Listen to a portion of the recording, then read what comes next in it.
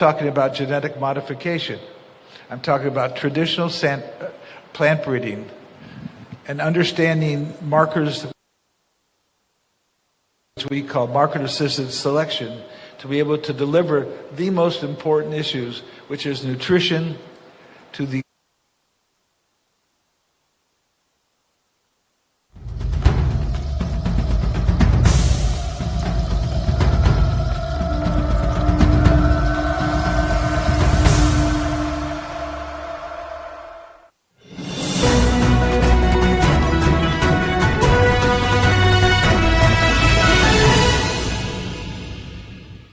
system, and we end chronic hunger and malnutrition causing stunting in children.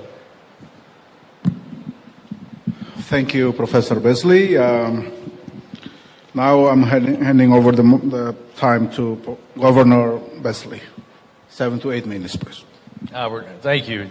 Howard's expertise is absolutely remarkable, and his comments about the stunting, the wasting that's taking place here at home is really heartbreaking. However, there has been progress made. You've got your freedom, you've received your liberty, you fought for it hard, and progress is being made, but there's so much more work to be done. I talked with the President yesterday about this. We're going to talk more about this. In fact, the head of the World Food Program, Jacqueline de Groot, is here. We're talking about how the World Food Program, our expertise around the world, and the successes that we've had in places like Pakistan, and how can we implement, given the technology, given the expertise, to the leaders and the people here in Timor to address the stunting, the wasting. But as Howard said, stunting isn't just about the first 1,000 days after the day of birth. It's also about the 9 months of getting proper nutrition for that mother. It's absolutely critical. And the failure to get the right nutrition, literally, of the stunting impact can be an impact of about 15% of your GDP. It's absolutely incredibly important to address this issue. Now, there's good news and bad news. When you look at 200 years ago, when the world's population was 1.1 billion, 85 to 95% of the people on planet Earth were in extreme poverty. Now think about that. Today with about 1 billion people, 8 billion people, less than 9% are in extreme poverty. So we're building systems, institutions, and programs of sharing more wealth and technology than we've ever seen before. The sad news is we do grow enough food to feed every human being on the planet. But yet there's 350 million people marching to starvation as we speak. Think about that. We waste at the food table or in the field enough food to feed 2 billion people, over $1 trillion in value.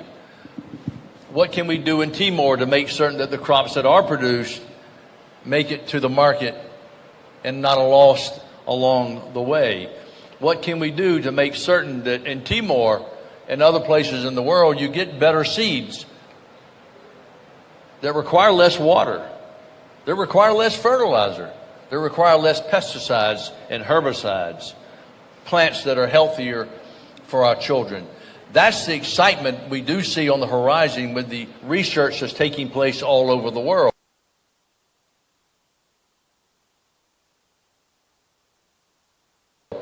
While AI scares me on one side, it's exciting on the other hand to see so much progress being made.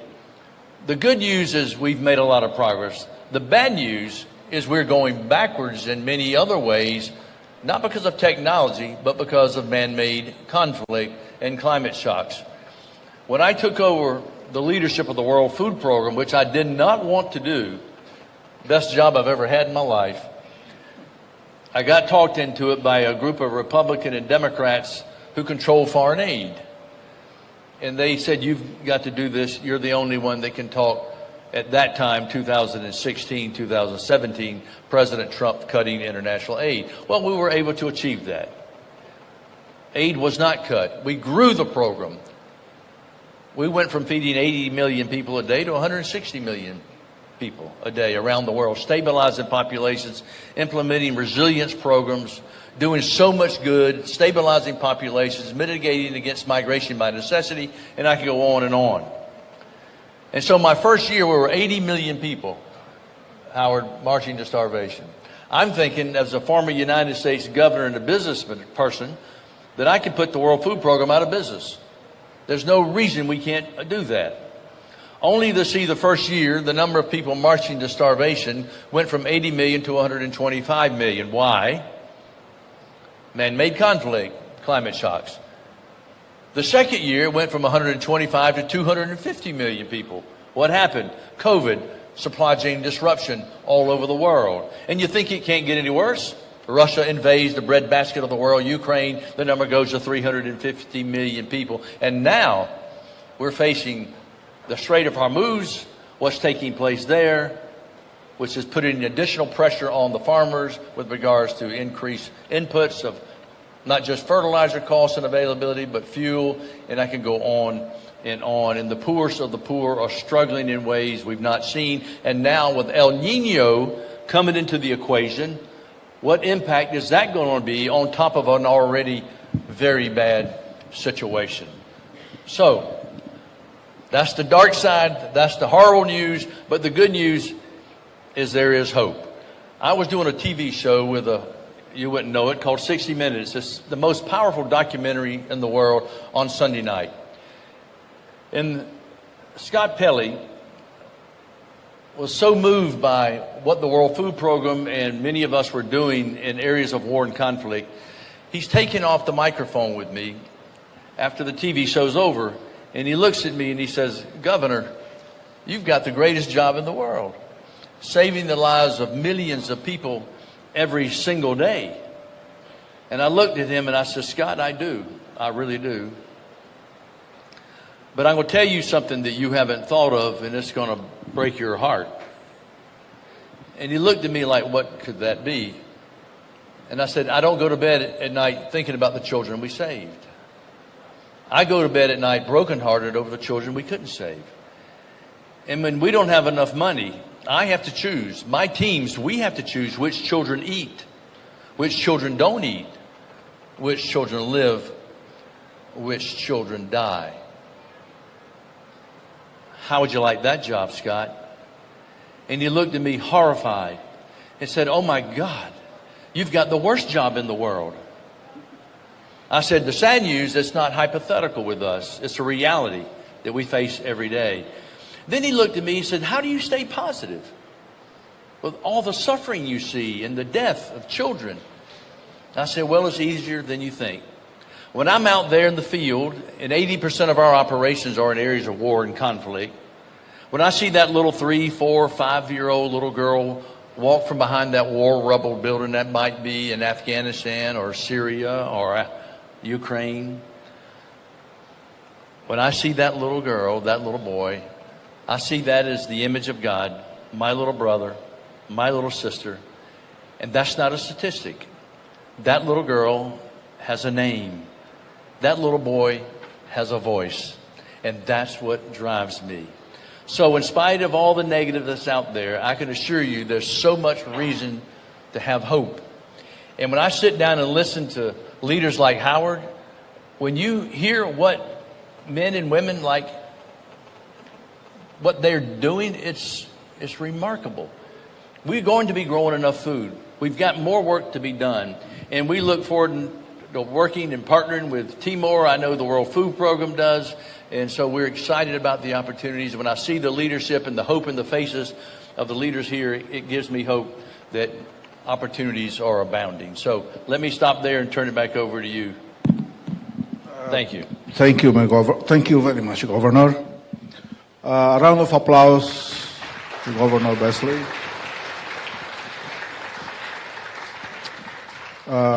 Professor, 1.4 million hectares, of which about 300,000 hectares are arable, with a population of 1.3 million people, of which about 70% are farmers, living almost largely in the uplands. performing subsistence farming, relying mainly on rain-fed irrigation, with a number of major irrigation schemes in place across the country. But in terms of food production, we are importing more than half of what our needs are. And in terms of agroclimatic zones, we have 6 agroclimatic zones, 3 in the northern part.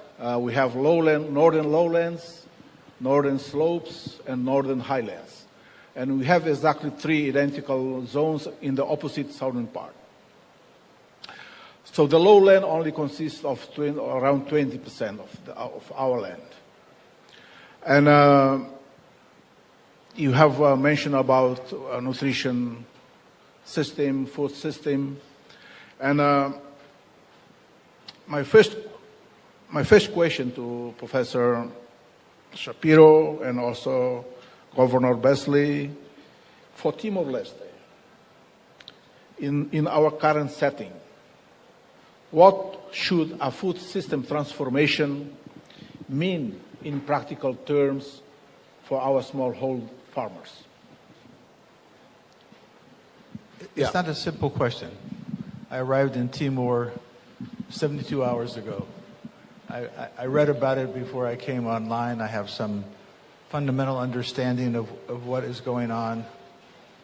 There are food crops that are grown by traditional people in the mountains, household gardens we call them in many places. And those just need to be improved to become more efficient. It's not hard, but those crops need to be improved, whether it's through traditional plant breeding or using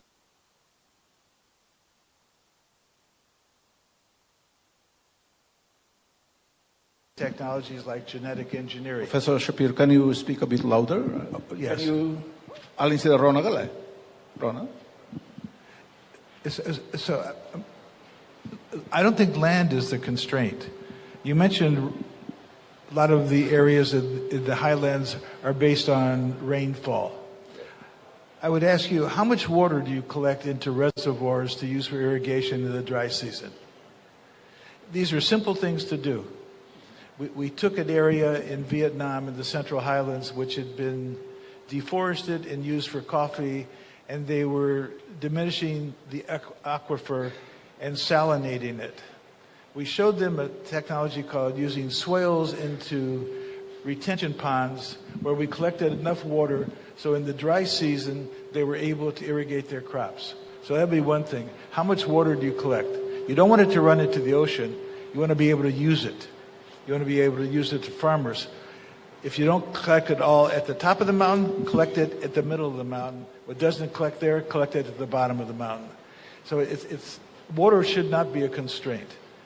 Good seed, and my colleague mentioned seed.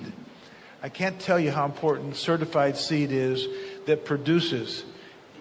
If we have areas where we are growing in more drought-tolerant areas, then we need to get plants that have that characteristic. And we had a gentleman from the Australian National University. They have a big agriculture department there, University of Sydney, Melbourne. Many places in Australia could become partners with you in this breeding program to facilitate the ability to grow crops where they need to grow the best. Now, will you ever be 100% on the amount of land you have? I would say it's improbable. But you don't want to grow stuff that is grown a broad acre, thousands of acres of land that you don't have to grow a wheat or a maize or a sorghum. But those critical vegetables and fruits, and mountainsides are great. I mean, I've eaten delicious fruits since I've been here. Highly nutritious, important for all kinds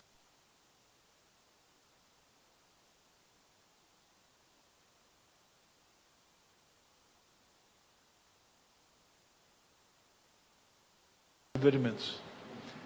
What can we do to help design that system?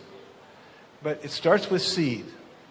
I hope that, again, I'll repeat it, many of you become plant breeders and work on plant breeding for yield, for climatic resilience, for water and nutrient use efficiency, for pest and disease resistance.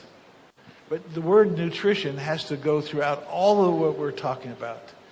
I know the World Food Program works on it at a certain level. I'm down here at the household. That has to be repaired as well. And no child should go to bed hungry. It really breaks my heart.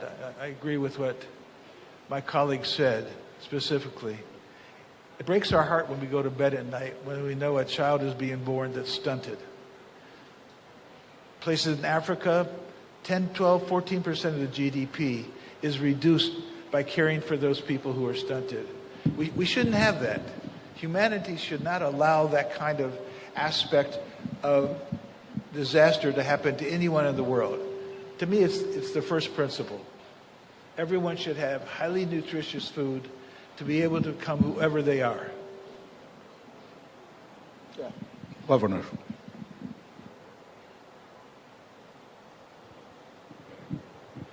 Someone just died from hunger. Every 4 seconds. Add another 4 seconds, a child just died from hunger. When there's $500 trillion worth of wealth on planet Earth, that's inexcusable, unacceptable. So you're not alone with this problem.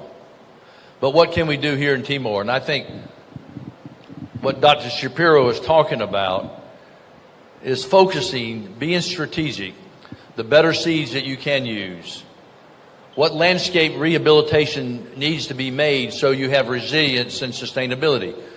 We can give example after example from Vietnam to, I can go from countries all over the world where at the World Food Program we work, for example, in Mazar el-Sharif in Afghanistan. This was just a simple example. So you have the flash floods and all the crops that were being grown down in the flatland right below the mountains would get just wiped away. So we came in and worked with the type of terrain that you have here, putting up irrigation lines, water systems such that we can put the water in pools of water with small dams and reservoirs so that when you have a drought, you can draw from the reservoirs down into the valley. And when you have the flash flooding, the water is diverted such that it's captured. And I remember standing on the hill with the tribal leader, and he said, Mr. Beasley, years ago our children were leaving because they had no hope. And they were joining extremist groups and leaving the country. And now they bring their friends over to show the success that we're now feeding ourselves. There's no reason that that can't be done here. Now, the young people, this is up to you to work with the leaders here to make this happen. The new seeds that are becoming available, they're out there. And it's only going to get better and better. At the World Food Program, when I was there, I remember we started over 300,000 community gardens. My goal would be to come back here in a few years and you don't need the World Food Program, you don't need WHO, you don't need UNICEF, you don't need a single UN agency here because you've taken ownership and put in place the systems for the great success. I've walked the streets in the last 2 days and you can see in the hearts of the young people a desire that's unparalleled in anywhere in the world. You can get this done. You can make this happen. I have no doubt about this. It's exciting. But in the meantime, there's a lot of work to be done. As we were driving up to Fort Balabu, seeing the terrain, this is just on this side, of course, of what we didn't see. I would love to have a whole day in a helicopter flying around looking and saying, all right, here, here, here, and here. But talking with your leaders who understand what the realities are and what are the practical solutions. This is a time like this. I do think with AI is so much good that can come from it. While we're fearful of some elements of it, I think we're going to be able to path forward a lot of opportunities that allow us to grow food cheaper, more strategically, and more nutritiously. I would just add one thing. If you don't have a helicopter, there's groups like C4 Aircraft. C4 is in Bogor, Indonesia, close by. They have satellites that circle the globe on a constant basis. You could get all the kind of terrain information you need and want. They probably have information going back 10 to 15 years of satellite images of this region. So you can start to make the initial discussions and understandings about that. And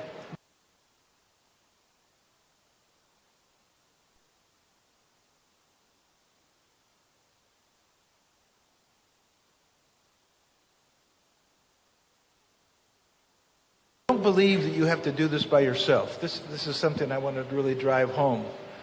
Uncommon collaborations. The World Food Program, University of California, Davis, C4 Aircraft. They're institutions. The big seed companies have interest in you. They don't want you to fail. They want you to succeed so you'll buy their seeds.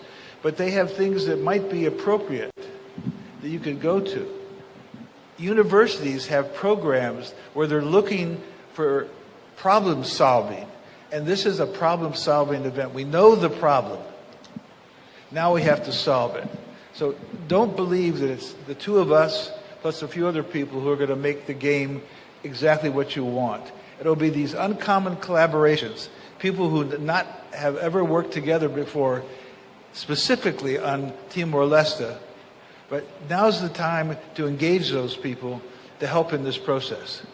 Let me take advantage of this technology. I mean, with AI, I mean, this is the amazing thing. I give speeches all over the world about we're more connected now because of the internet, social media, than we've ever been in the history of the world, but yet we're more divided.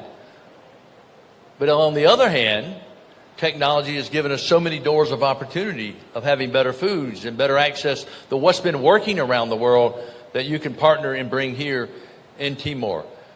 Jacqueline, I was talking to her at World Food Program Director here about Sanutrio, which is a program that the country of Timor-Leste is implementing now in the World Food Program. We're just providing some expertise and the implementation of these types of programs. So for the young people, you can go online and find so much data, so much information. And one of the things I always try to do to make certain that those of us in leadership, whether it's in government or in the United Nations, don't let our arrogance and ego get in the way of new ideas and new solutions. You young people, you're on the internet surfing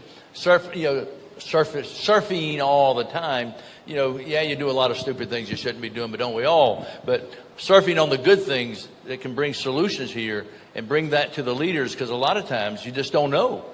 I can't tell you how many times I had someone on my team that would come to me with an idea and I'd want to hear about it, because sometimes that's that one idea that will change the paradigm for you.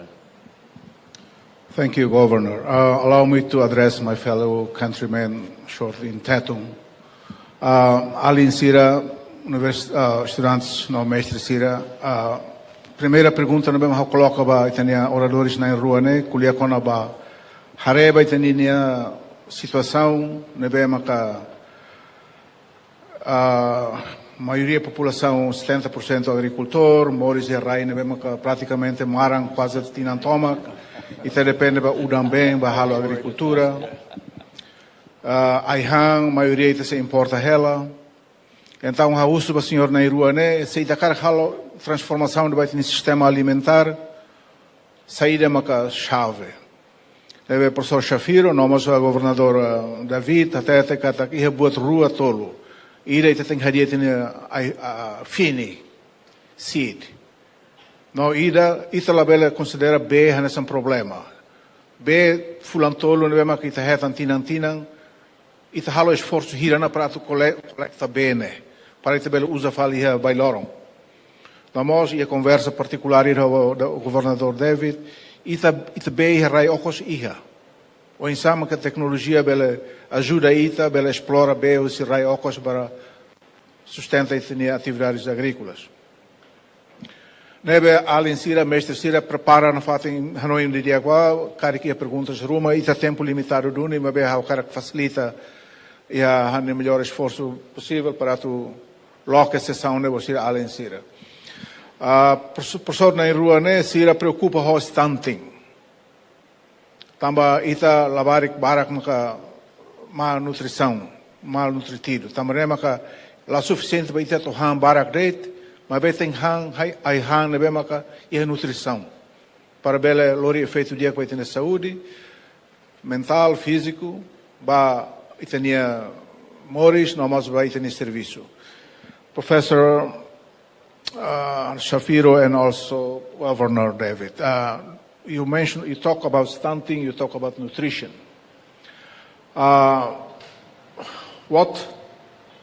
Timor-Leste can do to make nutritious, especially children, nutritious food an agricultural objective, rather than only a health sector objective? I think it's a fundamental question, and you're raising a very important part. I wish the President was here and the Prime Minister. We would be talking to them specifically, because they're the ones who are going to have to state this is a fundamental thing that we must do. We must end chronic hunger and malnutrition and stunting in children. It's a mandate. It's not a too nice to have, it's a mandate. If the number that someone told me today is 40% stunting, it's almost a crime against humanity to think that that many children will never be anyone in this room. They won't be a Nobel laureate. They won't be a Turing Award winner. They won't have the opportunities that we hope that all of these students will have, because they had a healthy upbringing. They got the right nutrition at the right time in the mother's womb. So the government needs to say this is a fundamental truth. We will end chronic hunger and malnutrition in 10 years. Because it'll take that long to do the plant breeding and to do the education and to do the outreach to the communities where we've never talked about this before.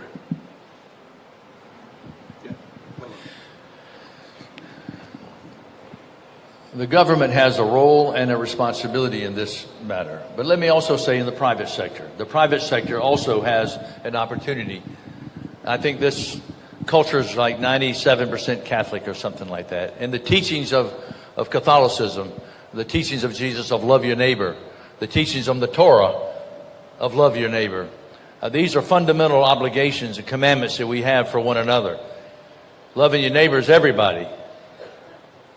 And when I see a nation of 1.1 million people, give or take, there's no reason we can't reach every neighbor inside Timor-Leste. Now, you're going to be, if you watch social media over the next year, I'm going after, like, for example, there are 50 million millionaires, billionaires, 50 million of them. We got 350 million people marching to starvation. That means if I can only get each billionaire to support 7 people at $5 a day, or actually it's $1.50 a day. Oh, come on, that's ridiculous. Why couldn't we end hunger? Is it too much to ask the billionaires to support 7 little children a day at $1.50 a day? I mean, it just isn't much to do. So here in Timor, when I was at the UN, I remember when I came into the system, they would talk about these platitudes. And I would say, well, okay, they wanted a way to work better. I'm like, well, tell me how it's going to work right there. I remember in some of my first meetings at the World Food Program, I was meeting with UN leadership in some of the countries, and I was trying to understand the systems. And I said, how long have you been here in this country? And this agency might say, we've been here 30 years, and this one would probably say, we've been here 35 years, and this one would say, we've been here 25 years. And I wasn't being disrespectful, but I would say, after we went around the table, and they all had good hearts, they all meant well, but I asked this question. I said, maybe it's not working? Shouldn't your goal be to put yourself out of business? So what are the tools that you need to put into place so that you end stunting? So every child in Timor has a nutritious diet. You've only got several 100,000 children of this age. These are children that aren't just numbers. They got names, they have voices. Let's identify them. And don't look just to your government to be the responsible player. You, in your neighborhood, your friends, your cousins, your communities, what can you do? And while you do that in your own individual capacity, and businesses do that, then you've got the moral standing to then say to your government, we've got to do more. What systems can we put in place? And there are systems that can be put in place. And what I understand from some of the natural resources they're really going to bring some opportunity here, this should be a fundamental building block for your country. Without proper nutrition, without food security, almost everything else is secondary. You've got to reach the fundamentals of proper nutrition to develop the mind and the heart and the soul of every child in Timor-Leste. Just a couple more points on the technologies. The technologies we have currently for plant breeding are not the same ones that I had 50 years ago when I was starting out as a young plant breeder, or 65 years ago as a young plant breeder. And what I can tell you, the information that we know at a very small level is so infinitely better than when I used to walk fields of maize for hours on end making a decision. Now I can do it with all the tools that are available to me. And in addition to the traditional plant breeding, a few years ago, during COVID, the Nobel Prize was given to Jennifer Doudna and Emmanuel Charpentier for their discovery of a technology called CRISPR, which basically means I could go in without genetically modifying with the GMO technology. I had these little molecular scissors, and I could cut out the area of a gene that was receiving the disease that was pressuring that plant and replace it with resistance. It sounds like science fiction, right? But it's actually real. It's being employed everywhere in the world. And the original CRISPR was owned by a company called Corteva. But now we are building open access. So everyone in this room could have access to all the information they need to do a gene-edited, not a GMO plant.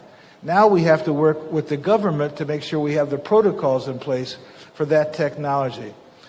We can help with that. We're more than willing to help with that. Our fans around the world where we're doing this know that this is part of the future. And it reduces the time for plant breeding substantially, especially for tree crops, but also for giving you higher nutritional levels. And systems can be put in place, and we're happy to help you get this done. But we need the government buy-in, we need your local industry buy-in, we need the people who are supplying the bulk of your imported food crops to buy in, to take some percentage of their profitability, maybe 2, 3, 4% of that, and apply it to modern plant breeding, and set up the center here in Timor-Leste at one of your universities or national research institutions where we can actually turn the clock faster and faster and faster to end this plague. This is not science fiction. This is reality knocking on our door. It's not science fiction. This is reality knocking on the door today. 75 years ago, the amount of harvest per acre in the United States is double now, isn't it? Quadrupled. And it's only going to go up and up and up. And now we're looking at products, seeds that require less water, less fertilizer. It's just, and seeds that, because you've got certain places in Timor-Leste that a particular pesticide is a problem. So what type of seeds is going to be unique for that particular pesticide? And so these are the type of things that are now available and are coming online literally as we speak daily. So there's no reason, in my opinion, Timor-Leste should have stunting if you commit yourself to addressing these issues and taking advantage of the expertise that's out there. One more thing. You young people, you don't need a PhD in plant breeding to start making these kinds of moves. Choose a plant. Do a little research. Start your own breeding program. You can do it in your backyard. You can do it in a tabletop. It doesn't matter. You'll start to learn by looking very carefully at what's growing. A plant that is precocious and grows much faster might be interesting for you than a plant that grows slower. So you'll start to make decisions about the future of your food system from your kitchen table or from your backyard. Don't wait to get a PhD to do this. Start going online and understanding these technologies that are available and applying it. Yeah, thank you, Professor Shapiro and Governor David. Now I'm giving the opportunity for the floor for the students and professors, and also since the comments made by Professor Shapiro and also Governor David mentioned about the role of the government, and probably representative from the government can also make some comments due to the question that I raised, how Timor-Leste can make a nutritious food system, or a nutritious children food system, particularly an agricultural objective, not merely an health sector objective. Neve na ministro sira kari kusira balong bela kara komenta kono bene, mas há oportunidade ba tin alim jovem sira, estudante sira, at hal perguntas. Por favor. Yeah. Can you make your question clear and directed to whom? And please introduce yourself as well. Thank you. My name is Felipe da Costa. I work with the FAO. It's an honor for me to be here to address these questions.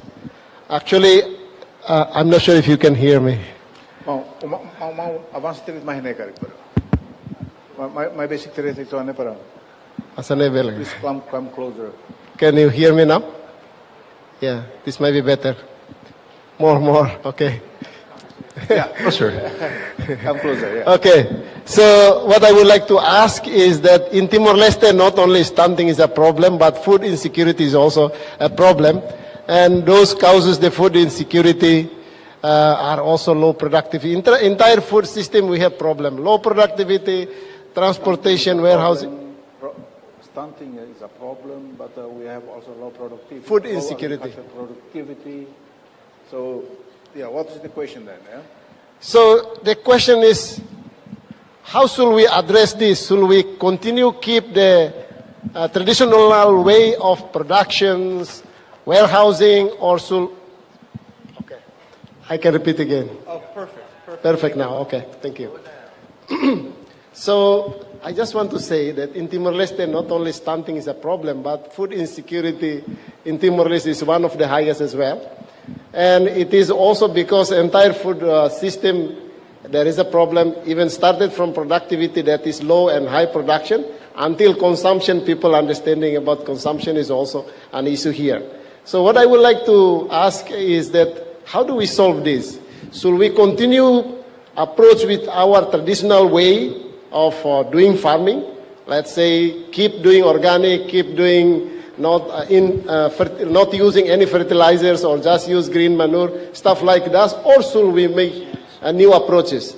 Professor Shapiro's work, I read your work on the biofortification. How do you see this is suitable for Timor-Leste? Because we have not only malnutrition, but we also have micronutrient deficiencies as well. So that is one of the comments I would like to make. Second is, I also interested in Governor Beasley's work on how to combine private sector, multi-sectoral, and government to work together in order to solve the problem. I think in Timor-Leste, we have an issue here. The investment in agriculture is actually very low. Interest in private sector towards investing in agriculture is also very low. We have a very small amount of banks allowed credit product for the agriculture sector because it is too risky here. The productivity is too high. There is no market and a lot of risk. So what is your best advice? How can we change this situation? So this is what I would like to ask. Thank you very much. I don't even know the question. Yeah, can you summarize the question? Yes, we have a traditional agricultural system with low productivity and also with a low level of nutrition in various food products. But the question is, we have been doing this for such a long time.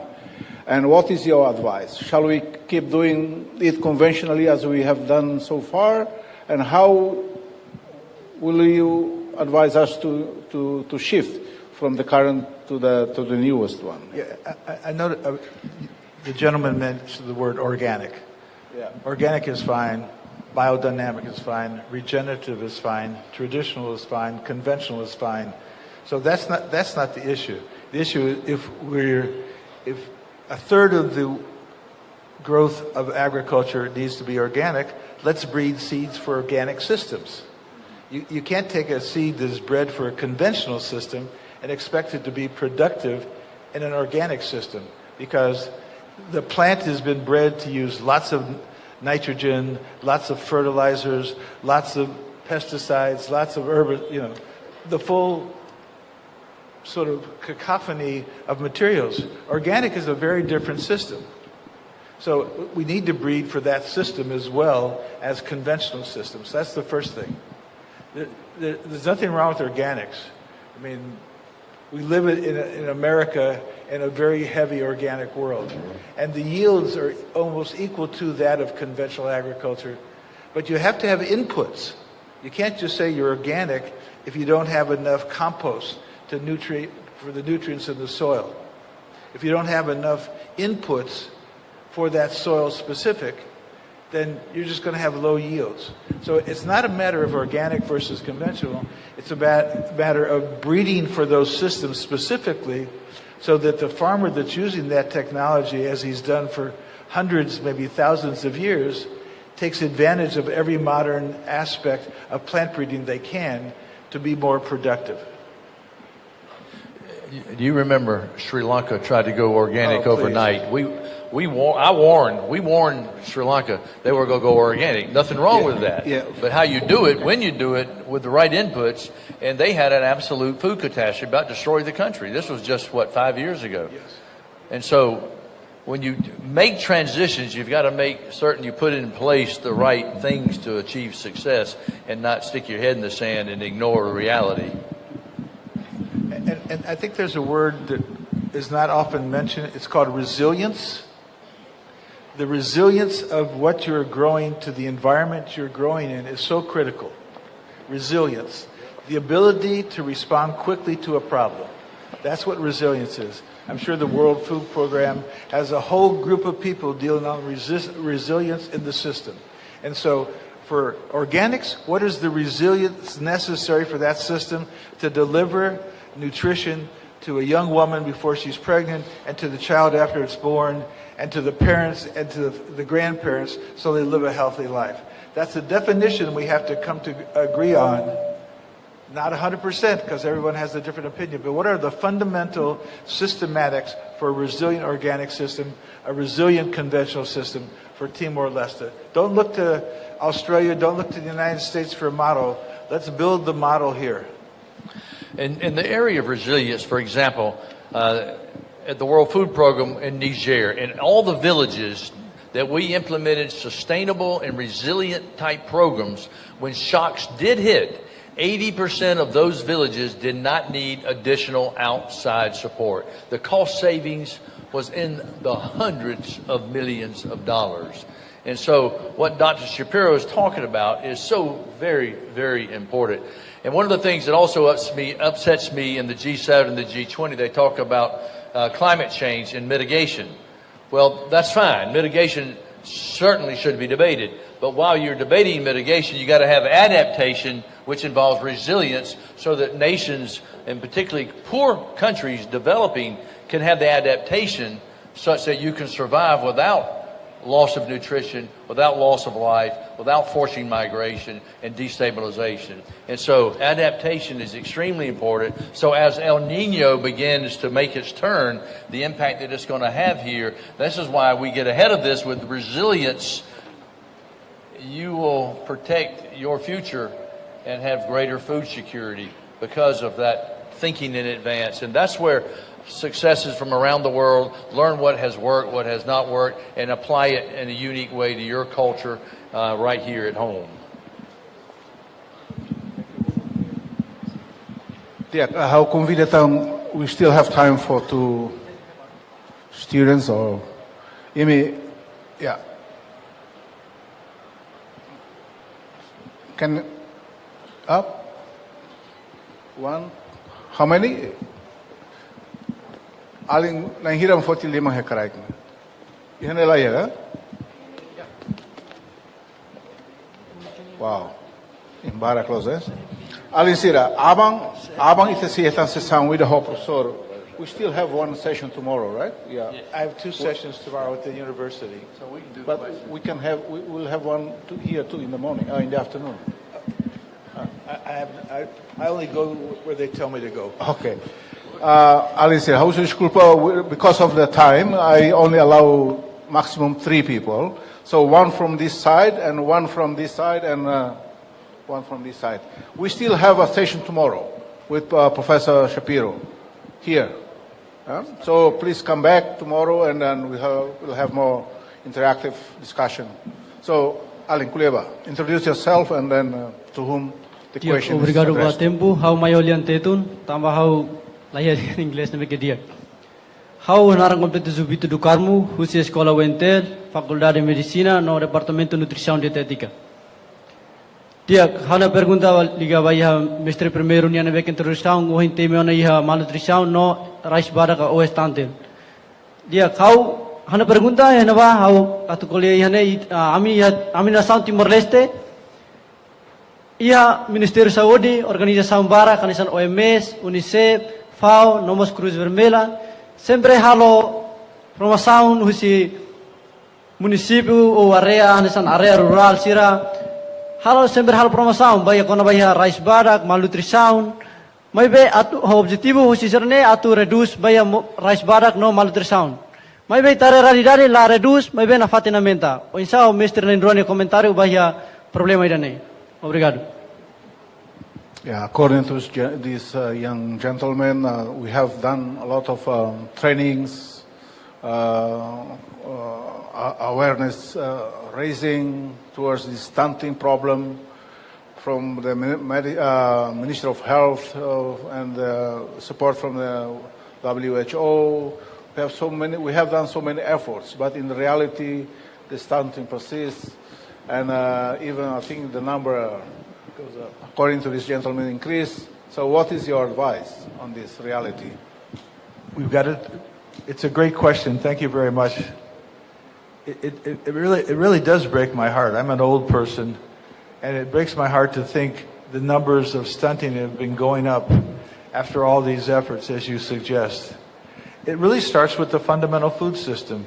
We need to get the Minister of Agriculture to meet with this group, you in particular, you students, and say, we need higher nutrition, deliverable food in every sector.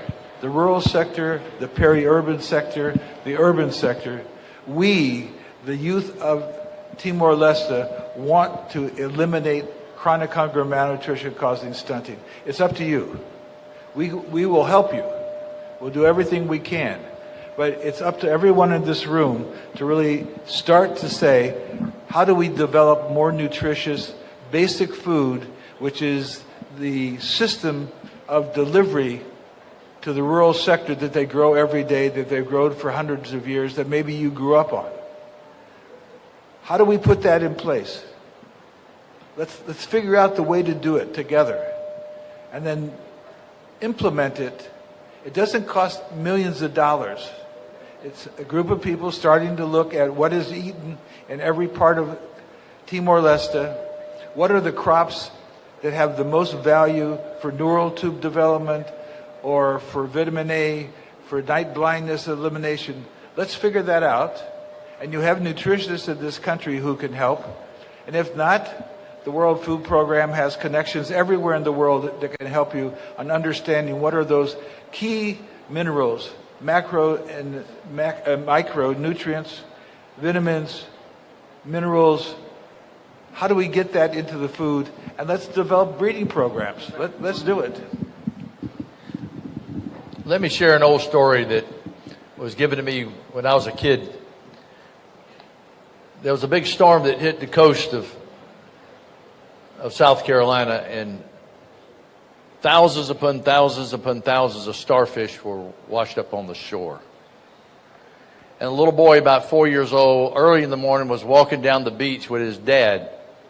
And the little boy was stopping and picking up starfish, throwing it in the water, picking up a starfish and throwing it in the water. And after about 10 or 15 minutes, the dad was just like, son, there are hundreds of thousands of these starfish. You can't make a difference. And the little boy reached down and picked up one more starfish and said, it makes a difference to this one, Dad, and threw it in the water. Just start one child at a time. Just get started. I have no doubt when I look at your face and I look at the hearts of these young people in this room, you've got the will, you've got the political muscle, you've got the minds, but more than anything, you've got the heart, and that will drive change. Thank you, Governor and Professor. One last question from this part. Introduce yourself briefly and your question straight to whom you're addressing to. Good afternoon, dignitaries. I am Anderson Samuel, studying in UNPA's International MBBS program. So, a very warm welcome to the dignitaries. And my question is, you already mentioned that we have sufficient scientific knowledge to address many challenges related to child nutrition.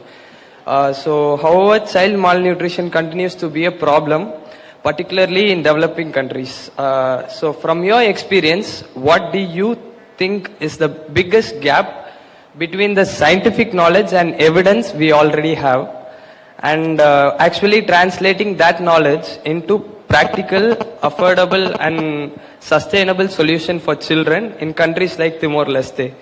And what role can young people and university students play in closing that gap? So, as a university student, what can we do in closing the gap?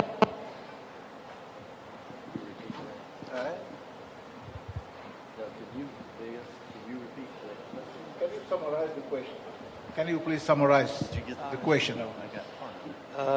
Just go straight to the question, please. So there is a gap between scientific knowledge about the child nutrition and the practical solution. Okay. There's a gap. There's a gap in the scientific discovery, scientific advancement, but with the practical reality.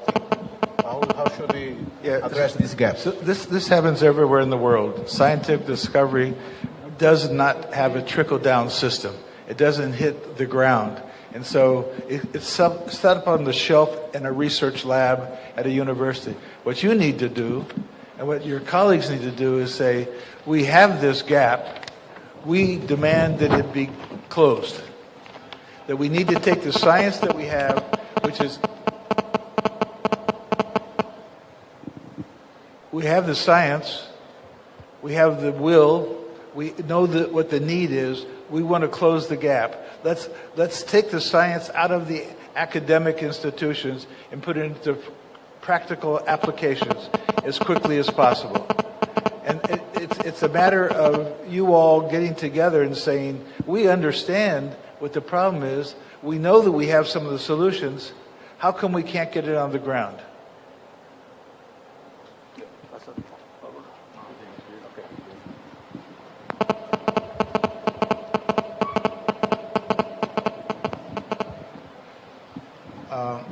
I think due to the time limit, but before that, may I ask the members of the government if someone would like to comment on the role of the government to address this nutritious food system, not merely a health sector objective, but agricultural sector objective. But anyway, we have reached the end of the session, but allow me to also inform everybody, especially the students and the professors, that we are going to come back. We are going to have this agricultural transformation in fragile settings session tomorrow, around the same time here. So I invite everybody to be back and also to have more interactive discussion with Professor Shapiro, who's going to appear alone tomorrow. Can I say one thing? Yes, please. I see the distinguished president has joined us. We've been discussing at length the fact that we have an issue that's been brought up to us about stunting in children in Timor-Leste.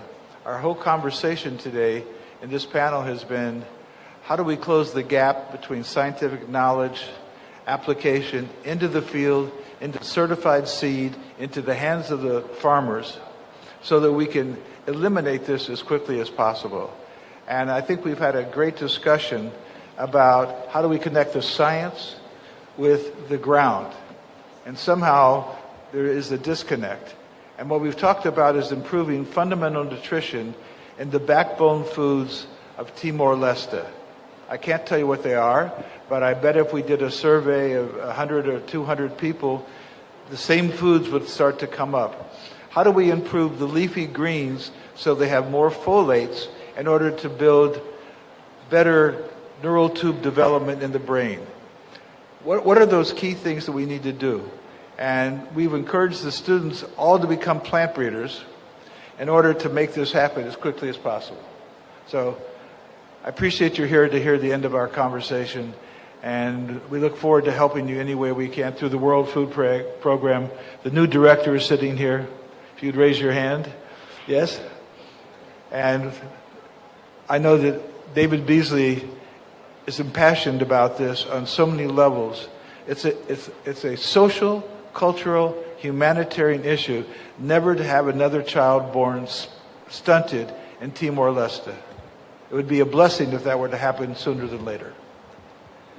Mr. President, before you arrived, when we started, we were also boasting about how much progress has been made, but there's so much more work that must be done. One of the things that I've done as I've traveled around the world meeting with leaders all over the world in some of the most difficult places, the first thing that I look for in a leader is not how much they have up here, it's how much they have right here.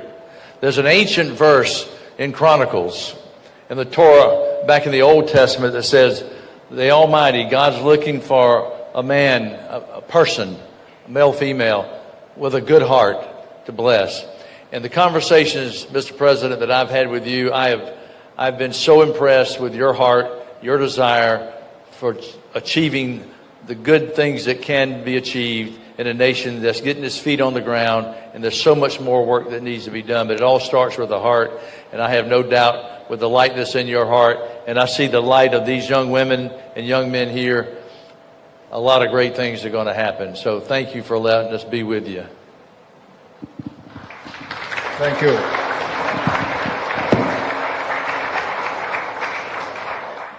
Allow me, before closing the session, to summarize the advice and the recommendations made by Professor Shapiro and also Governor David Beasley, that Timor-Leste should build a food system led by the government in partnership with the private and business sector, a system that is financially viable, technically feasible, environmentally sustainable, operationally deliverable, and socially and politically acceptable. And we could start by focusing on the seeds, in particular to make our seeds adaptive to our setting conditions, to produce nutritious food, and also to focus also on water harvesting.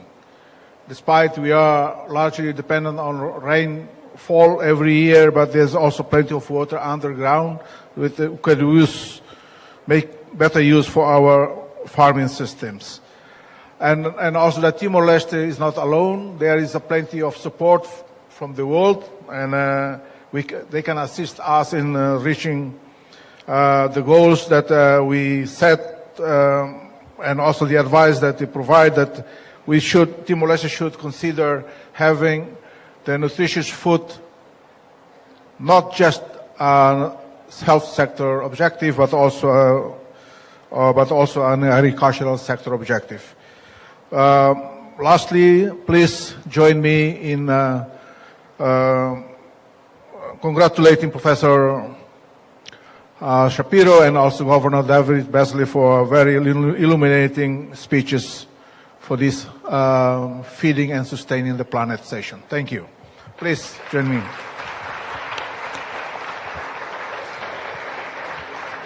Our dear students will have another session tomorrow at the same time with Professor Shapiro. Thank you very much, Dr. Edmundo Viegas, and thank you as well to Dr. Howard Jan Shapiro and Mr. David Beasley for that important discussions. Ladies and gentlemen, Excellencies, our final main panel for today turns to health, medical science, and human development. This session is entitled Health and Human Development. We are honored to welcome Professor Tim Hunt, recipient of 2001 Nobel Prize in Physiology or Medicine, and Dr. Frederick Ramsdell, a distinguished immunologist internationally recognized for his work in immunology. Moderating this discussion is Dr. João Soares Martins, a Timorese medical doctor, public health specialist, and academic with extensive experience in health sciences and medical education. Dr. Martins, Professor Hunt, and Dr. Ramsdell, the floor is yours.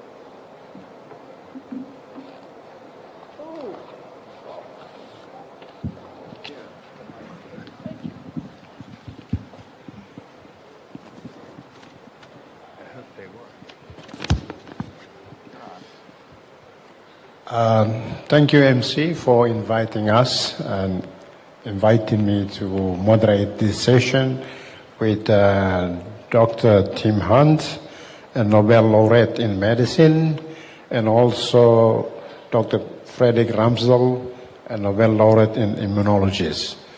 We are great this afternoon because Mr. President is with us. Thank you, Mr. President, for making the time to be with this audience, and I hope that everyone here will enjoy the presentation from our two great speakers. They are Nobel Prize winner in biochemistry and also in immunology. Let me briefly read biography of a very brief one. Sir Tim Hunt is a British biochemist whose discovery in cyclins helped reveal how cell is controlled. Working in the sea urchin eggs in the early 1980s, he observed protein that appear and disappear rhythmically as cell divided. This led to identification of cyclins, key regulators of the cell division. Dr. Hunt shared 2001 Nobel Prize in Physiology Medicine with Leland Hartwell and Paul Nurse for discoveries of the key regulators of the cell cycle. Dr. Hunt spent much of his career at the Imperial Cancer Research Fund, Cancer Research UK, and has also been deeply involved in scientific education, mentoring, and international research network. While Dr. Frederick J. Ramsdell is an American immunologist and biotechnology leader, his research helped explain how the immune system prevents cells from attacking the body ounce tissue, or we call it autoimmune disease. With Mary Branknow, he identified the mutation of the FOX3 gene as the cause of severe autoimmune disease. This work became central to understand regulatory T cell and peripheral immune tolerance. Dr. Ramsdell shared Nobel in physiology in 2025, just a year ago, with Brangno and Simon Sakaguchi for discoveries concerning peripheral immune tolerance. Dr. Ramsel's career has moved between research institutes and biotechnology companies, including Gemogenetics, Novo Nordics, the Parker Institute for Cancer Immunotherapy, and Sonoma Biotherapeutics, which he co-founded. He's also currently associated with Sonoma as a scientific advisor to the board that he chaired. So I give the time between 7 to 8 minutes to each, to Dr. Hunt as well as Dr. Ramsel to say remarks to our audience. So the time is yours. Who should go first? I think by age it will be, I'm sorry, Dr. Hunt should go first. I'm older, but no wiser, unfortunately. We feel very small here after the previous discussion, very small indeed. Because frankly, I think it would be true to say that both our careers really rely on a luxury that this country probably can't afford, which is tremendous investment in basic research. And I say that I'm sure this is true because basic research is very, very, very wasteful. Most of what we do doesn't work most of the time. And our rare successes are celebrated. But the investment, I mean, somebody once explained to me how much it costs just to produce one article in the PNAS, which is a perfectly respectable journal, I think you would agree. And it was something like $250,000 for 5 pages. Now that's something to think about. I'm not sure, maybe it's even more today, I don't know. I haven't seen a recent calculation of that. But it's of that, you know, this is the order. So what can we say that's useful to you poor people? Because you can't afford us. But what we can say is that I think actually the things that we learned to do were very simple, very basic, and perfectly applicable to really all problems that you face. I mean, it's a matter of being absolutely true and honest. And put it this way, you know, one of the first things that I learned as a scientist was at about the age of 11, when the science teacher had a test tube with oxygen in it. And what he did was he had a glowing splint, red hot splint, and he put it into the tube and it burst into flame. This made a deep impression on me. Later on, I learned how hard it is to work against the prejudices that you grow up with. The most difficult thing is to shake yourself out of preconceived ideas. And over and over again in my career, I discovered that was the most difficult thing. And I even today, years after I stopped running a lab, I find that I was so stupid 50 years ago. Things that I just read a paper which made me realize that I just overlooked the most obvious thing when I was a youngster. I mean, you know, only 30 years old or something like that. Stupid. Irritating. So, but and it's this kind of thing, you know, getting your feet. I always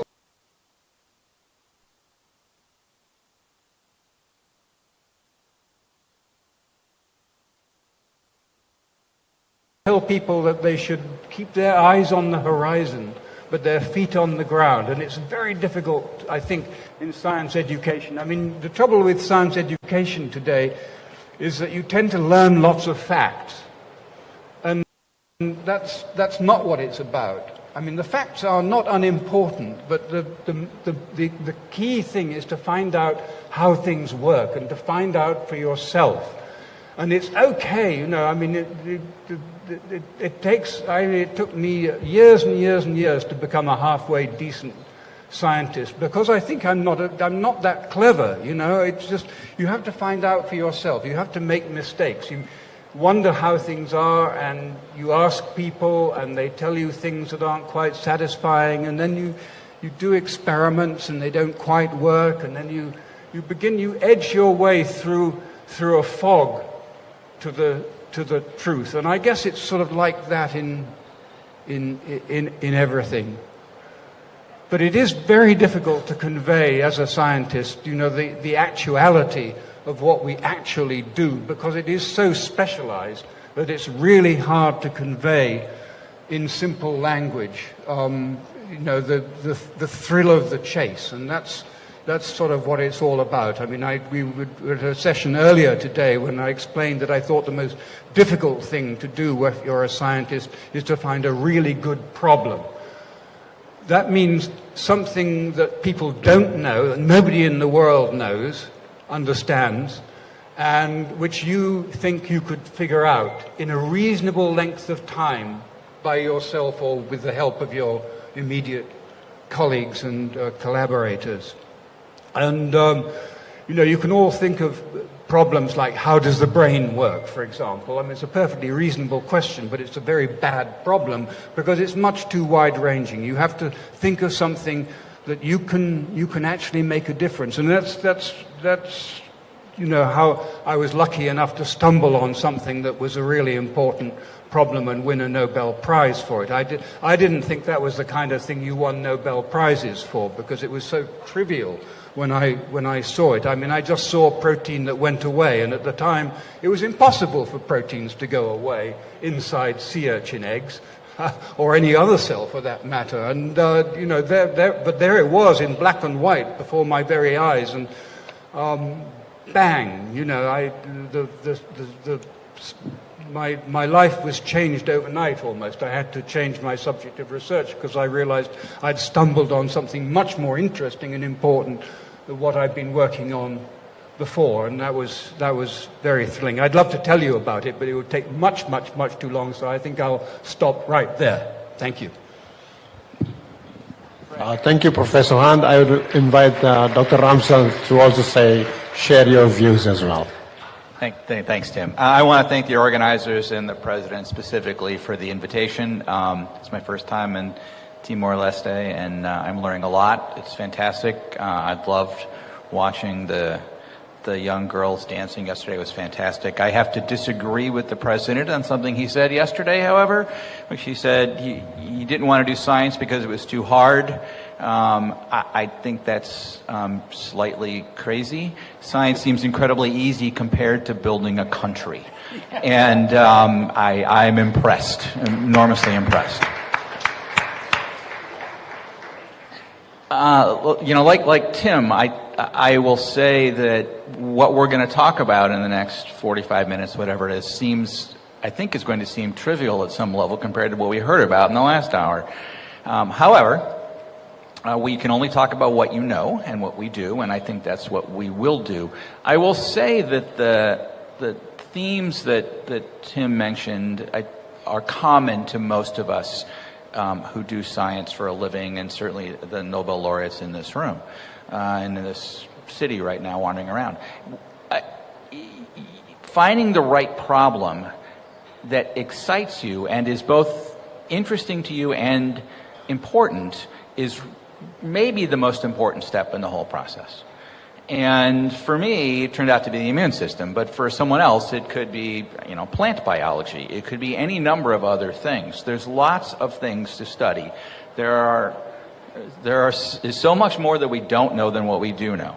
There's an enormous amount of opportunity out there. And when you see something that is interesting and potentially important, for me, it became something I couldn't avoid working on. I had to study this. Now, I'm a relatively stubborn person.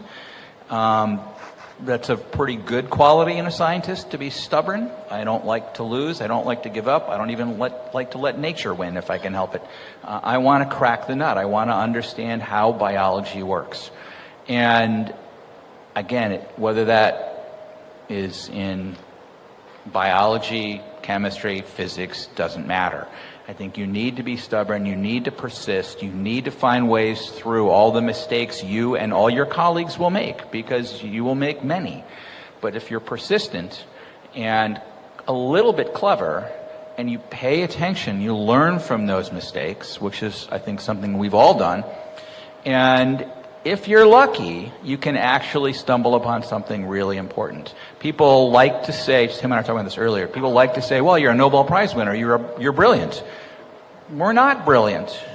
We're smart, we're good scientists, but we worked on a problem that was actually important, and we had some luck figuring out the solution to that problem. Everybody had some luck along the way. And I think you can make your own luck, but you need to be prepared to receive it as well.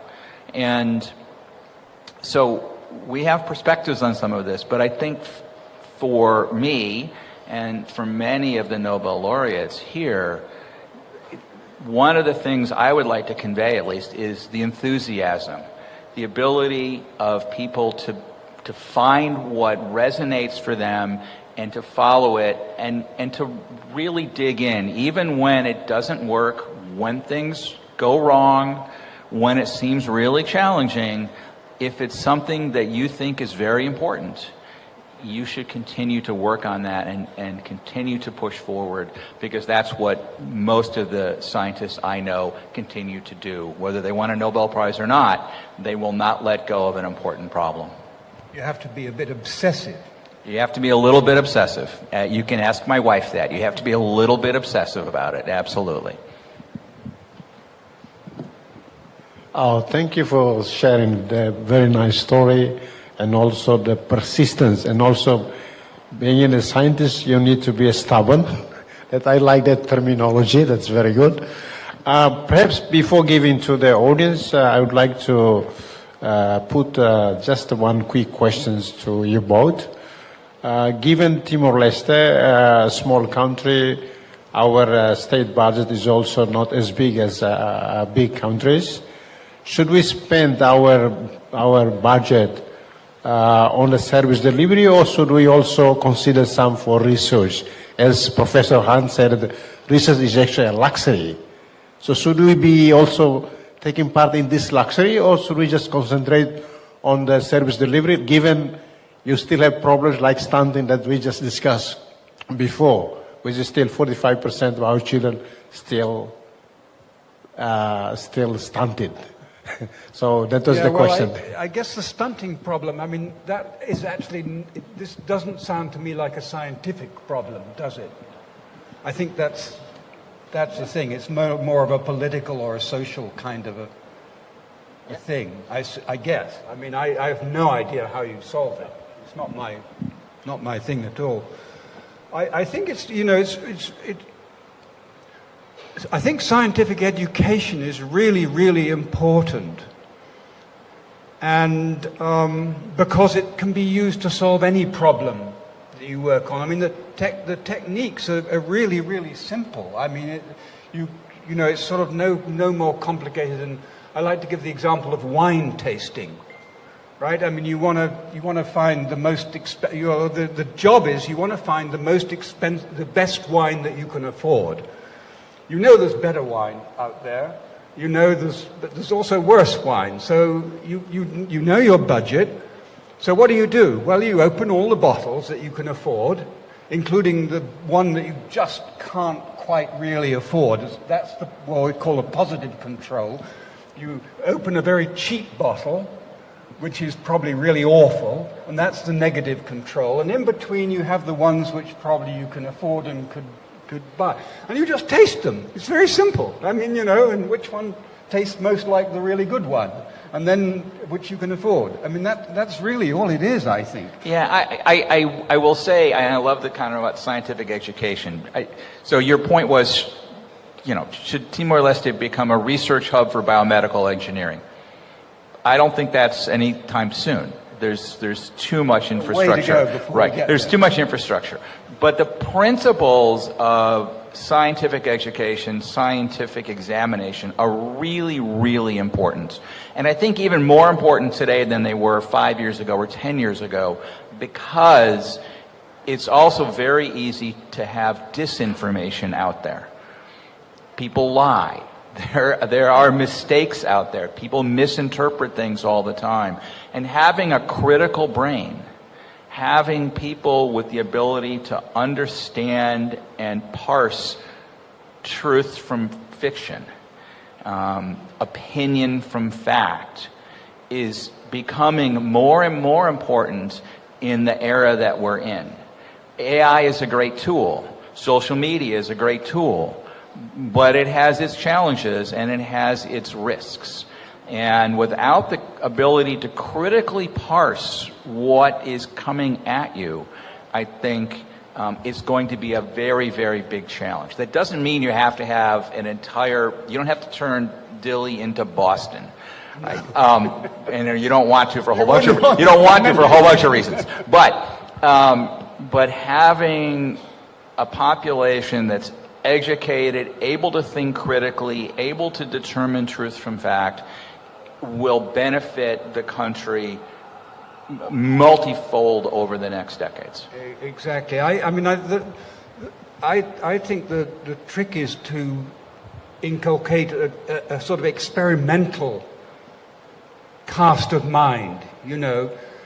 We were told as students in Cambridge, when we were quite advanced actually, not to believe what we read, to find out for ourselves. And the way we were taught actually, even in the lectures, the really advanced lectures, was these are the experiments that have been done, this is what we think it means, what would you do next in order to push the story forward? And I think that was incredibly healthy. That and a lot of practical work, actually looking at things, probing at things, pulling things apart, seeing how they worked. Even, wonderful, in physiology, for example, we did experiments on ourselves. We took blood and looked at it under a microscope. There was one incredible one where one volunteer breathed into a brown paper bag containing sodium hydroxide. That meant that the CO2, the carbon dioxide that he breathed out, was absorbed, and so the oxygen in the bag gradually went down until he passed out. And that's what he did. They made him do little mental arithmetics. What's 2 plus 2, and eventually, and he just slumped over the desk. What that told, it was incredible. So this was supervised, so the minute he passed out, he was revived, obviously. But it made a very strong impression on me that it was the carbon, not lack of oxygen, that made you faint, and made you breathless. It was the carbon dioxide that made you breathe again. And it was sort of simple. That anybody could do that. And it taught you so much more than reading that in a book. It was so graphic. There you saw it before your very eyes. So, that's the kind of scientific education that I was privileged to enjoy. And it wasn't complicated. I want to stress that. It wasn't complicated. It was really, really simple. And, to get away from this beastly business of learning everything the textbooks say and just marking the exams to how, I had a horrible example with my younger daughter, Agnes. And she was studying pine trees. I think she was about 12 years old. And she had to learn the adaptation of pine trees to their environment. And it was a series of things that I didn't understand, what the book didn't really explain. And I then tried to sort of explain to her. I said, "Oh, Dad, just shut up. Don't try to explain. Just tell me what the answer is, because I get 2 points for this and 3 points for that and 4 points for this and 1 point for that.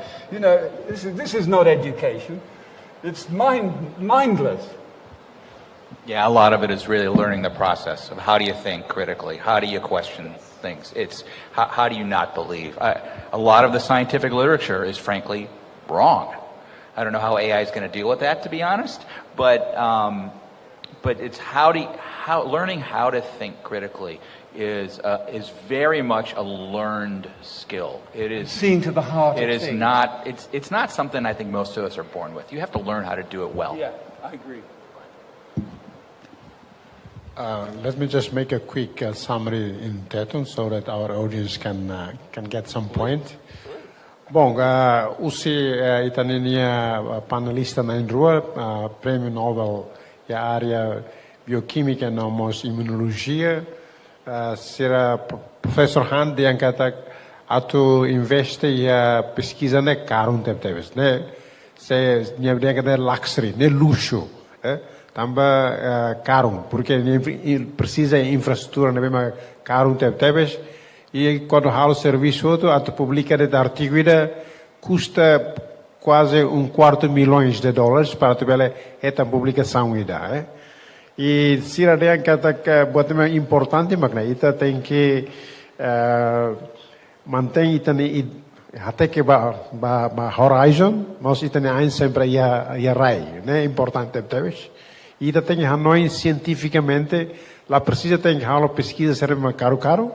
Mas tem que hanoi na bema que científica, lá metodológica científica, também é tem que uluntos, tá bom né uluntos. Busca halo descobrimento na bema que precisa ter paciência e também energia toma que tem fotoma a trune e tabela descobre buat também ita buka.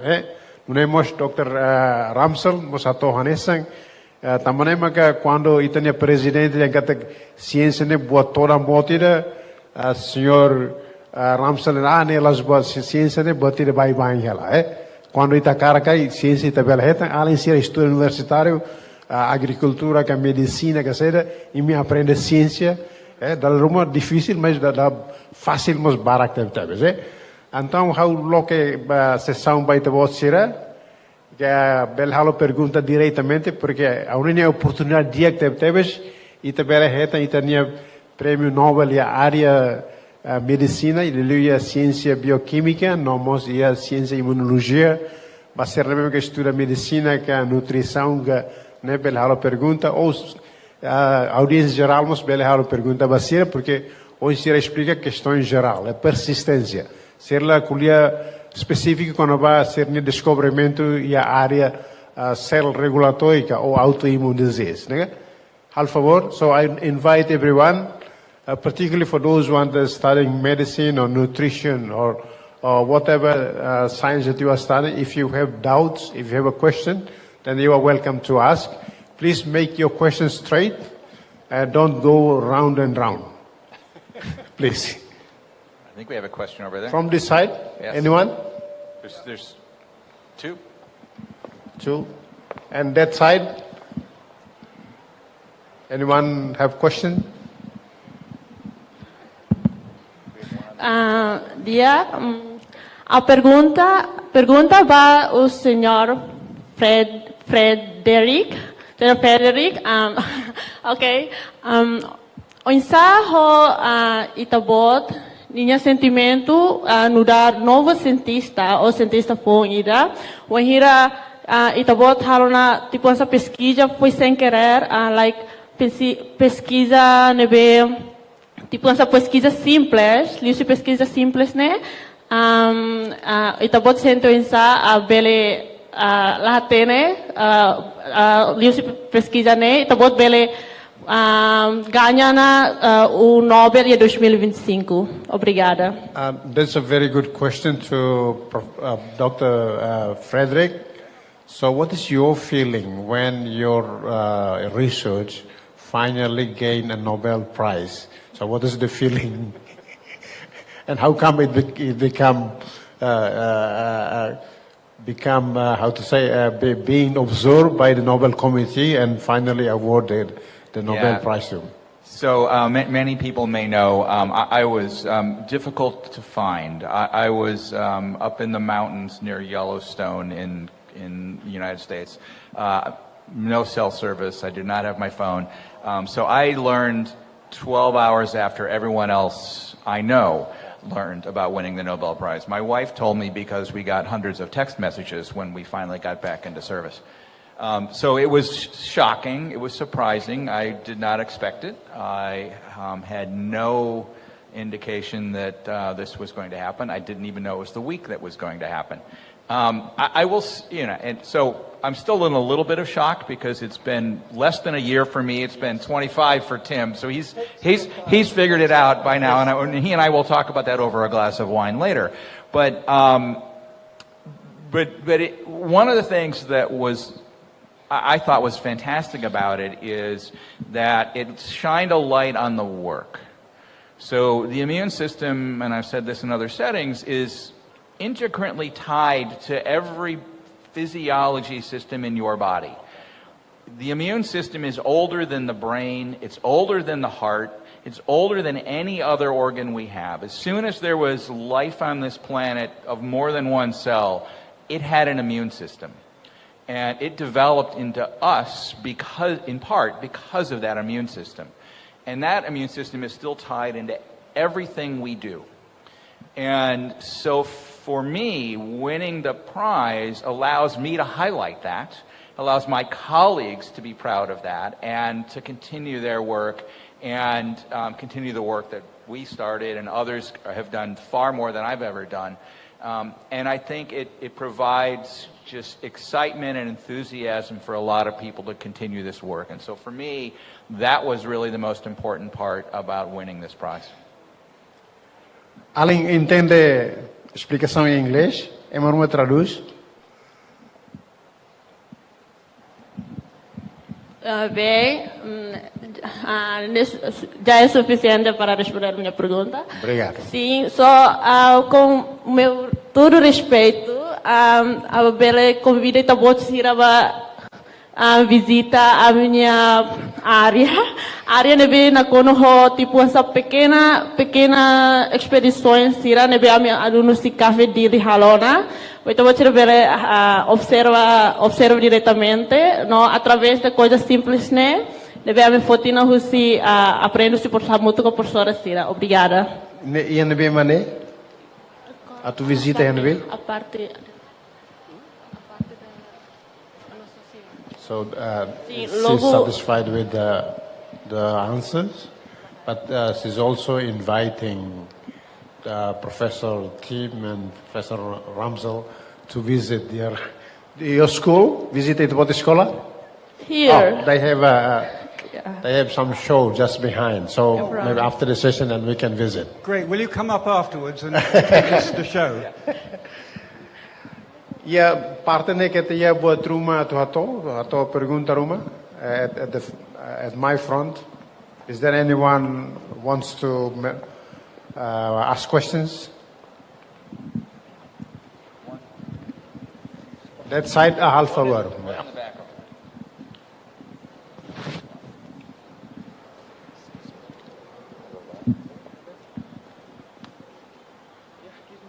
Can my foot in micro?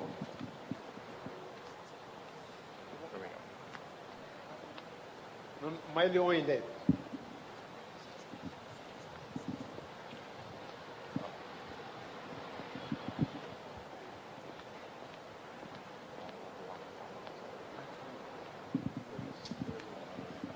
Yes, that.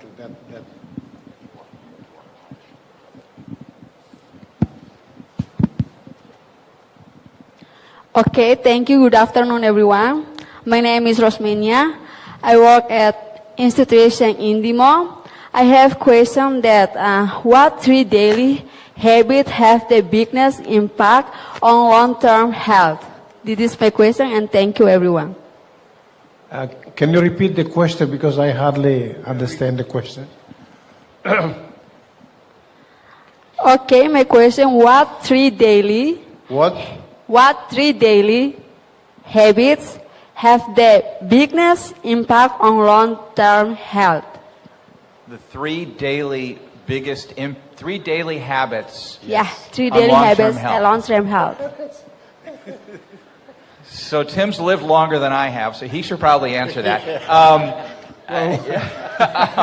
One is to have a good doctor.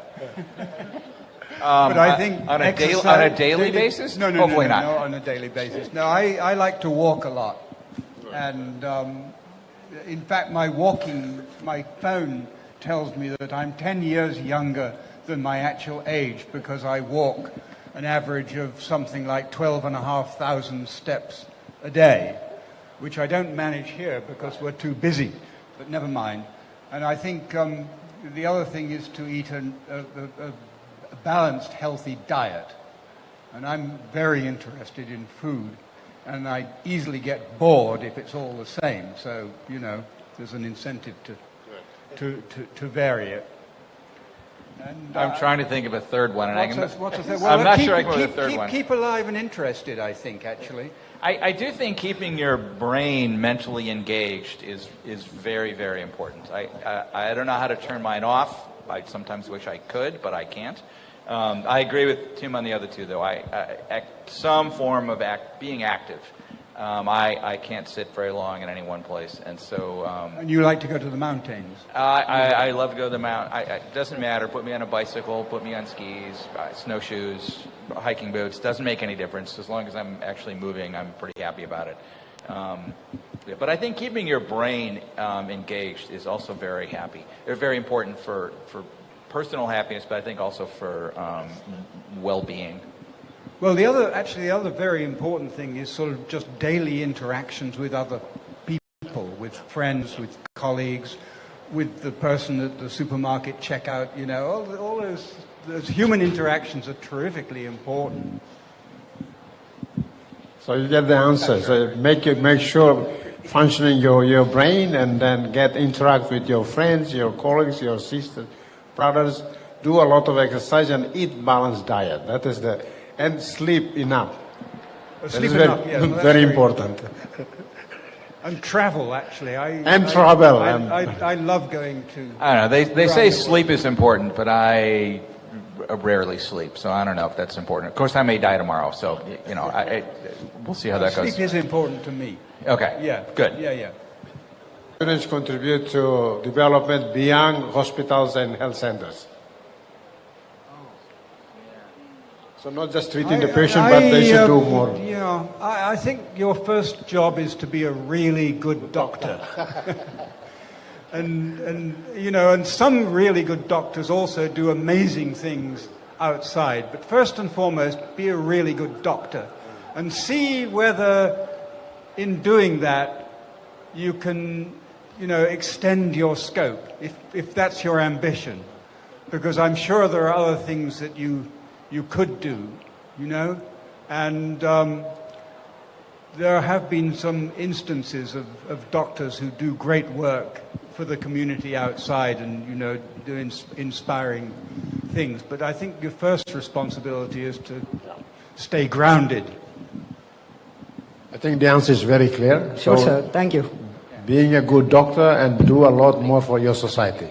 The great thing today about being a good doctor is you also have access to the rest of the world, right? So yes, this is a small island, but it's not isolated.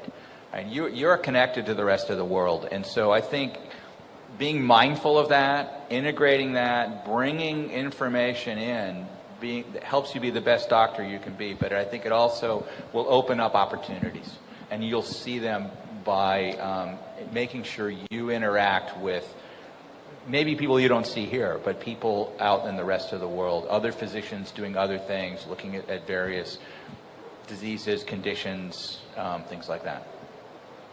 Yeah, one of the things that I think is terrifically important as a scientist is just simply chatting to people, talking to other people, comparing notes. How do you do it in your place? What's it like to be? All that stuff. Try try to get outside yourself.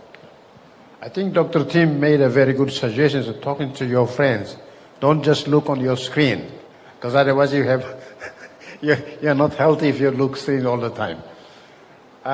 We still have more 10 minutes to go. If there is any question, yes, please, that side.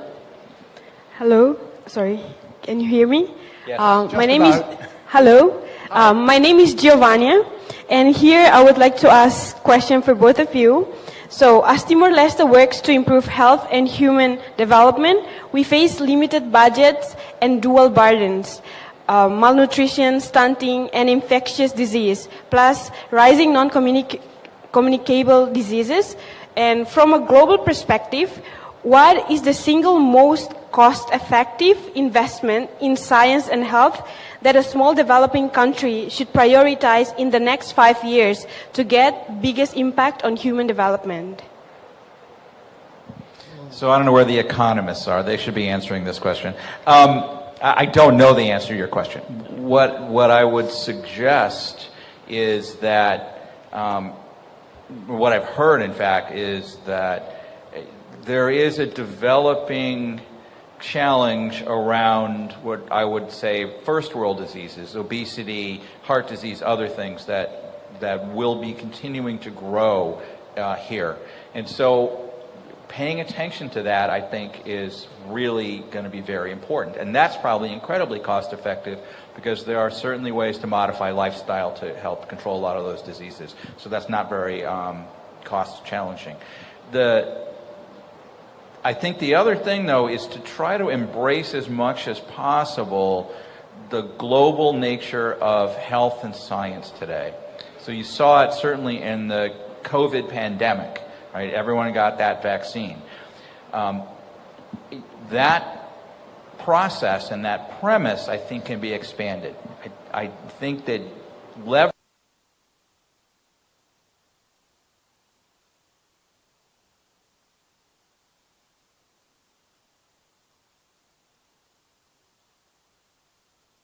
what other nations are doing, whether it's Australia or Singapore or Japan or US or wherever, leveraging what they're doing and establishing relationships with those organizations and those companies, I think will help integrate more modern medicines as quickly as possible without having to build everything internally here in Timor-Leste. Yeah, that actually raises something that we haven't discussed, which is the international nature of science. I mean, there are no barriers. My closest competitor or collaborator could easily be the other side of the world, and knowing that it's really extremely healthy, I think, because you realize that science is a kind of international language which allows you access almost anywhere in the world. You can just immediately sit down somewhere miles and miles and miles away in a totally different culture, but enjoy, communicate exactly in the same level. There's an aspect of diplomacy almost about that, and sort of learning how. Yet there are cultural differences. I remember I had a student once who went to work in Japan for a few months, and she said it was amazing because sometimes they would say things that she thought were absolutely amazing and she'd never thought of, and then sometimes she would say something and they would all fall about saying, gosh, we never ever thought of that. So I think, the internationality of the knowledge and understanding base is something that you can easily exploit, more so today because AI makes the literature really, really accessible, and the only thing is to find out, go back to the sources and make sure that what they're saying, what you're trusting, is really true and trustworthy. Thank you very much. Thank you very much. I think that brings us to the closing of the session. I invite all of us to give a round of applause to Dr. Tim and Dr. Ramsel for their nice, stimulating presentation. We hope that we could have you more here. Maybe we would like to suggest to Mr. President to bring you back next year so that we can have more discussion and engagement with our youngsters. That would be great. I think that's all our session. I think the message is very clear. Invest in science. Invest in good health as well, by doing simple things as having enough exercise, having enough rest, train your brains. This is very, very important. And interact with your colleagues, your friends. Do not focus on your screen all the time. That is a very good message that we come out from here. And being a scientist, you need to be really persistent. You need to be really, sometimes requires you to be stubborn. Thank you very much. Thank you.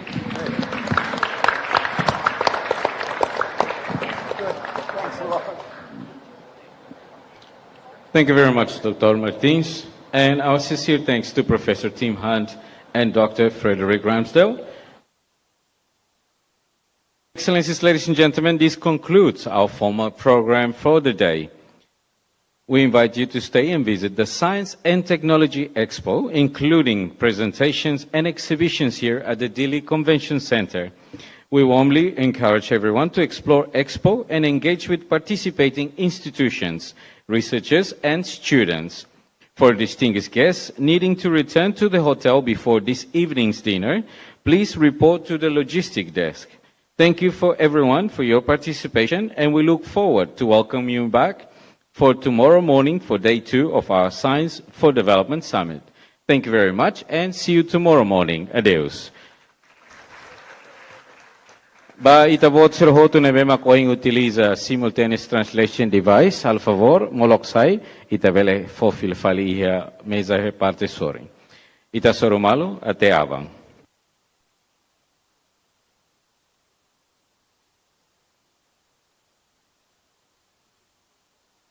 Yak belum ouvintes e harana insirhoto, irana makita poing acompanha ia sessão da Tatoli oras loro krai kirane, ene be maka itinia baritu siram hato na sirania Hanoi, di baritu sose Sayana Sapiro no David Busley.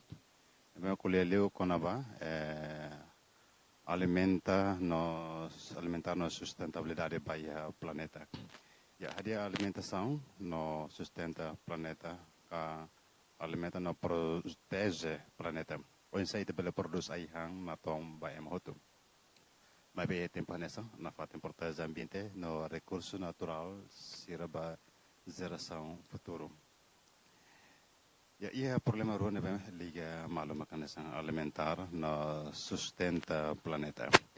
E alimentarnya maga garante katak emahoto iha aihanatom nutritivo no seguro. Ya tuir falmoka iha sustenta ba planeta maka usa rai be tase floresta no recurso natural sira ho maneira responsável atau la estraga ambiente. Então itu precisa buka maneira tu produs aihang leutang sem estraga planeta. Ya, problema na memang kita soro e mundo população continua aumenta, no necessidade de bairro mas aumenta. Mas kita soro problema será nessa mudança climática, rai no BNB menos, degradação rai, poluição, lá com biodiversidade, desperdício aihan, dependência da importação aihan. Ya, problema será né, bela afeta segurança aihan e futuro. Ya, oinsa ciência no inovação idane bela ajuda. Ida maka agricultura sustentável. Usa método nebe bela proteza rai nobe, mas bem na fatin aumenta a produção. Tecnologia agricultura, maka precisa proteger aihores animal, floresta, no ecossistema. Também será importante para equilíbrio natureza niang. E ponto zero maka tecnologia agricultura, ciência pela ajuda agricultor, agricultor sira bel hatene tempo diak atau kuda usabe ho eficiente na controla praga. Ya ponto sira maka ha menos desperdicio ayhang na be produce ona mai be so ayhang desperdicio. Ya honne belum ovintis no harana sira mai ita acompaña det hosi presenter na en rua.